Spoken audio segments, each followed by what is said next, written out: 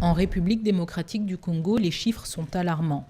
4 enfants de moins de 5 ans sur 10 souffrent de malnutrition chronique. Cette forme insidieuse de la malnutrition est souvent peu visible. Pourtant, elle laisse des séquelles irréversibles sur le développement physique et cognitif de l'enfant, sur le développement du pays et compromet les progrès.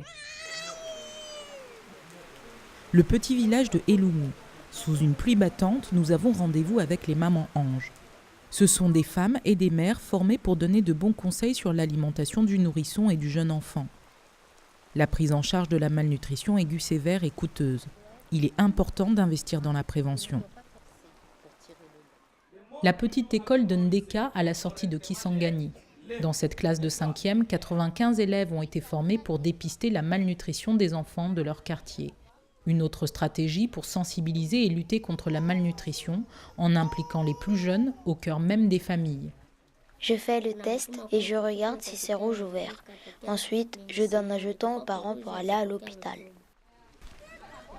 C'est avec un effort à tous les niveaux, dans les familles, les communautés, les services sociaux, les décideurs politiques et en plaçant la nutrition au cœur des programmes de développement que la malnutrition pourra être adressée, brisant ainsi le cercle de la pauvreté.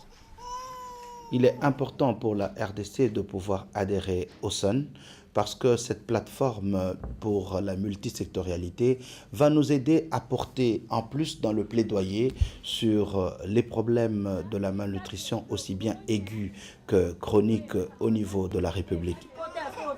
Avec une implication soutenue au plus haut niveau et un investissement dans la lutte contre la malnutrition, des progrès pourront être réalisés pour le bien-être de la population et le futur du pays.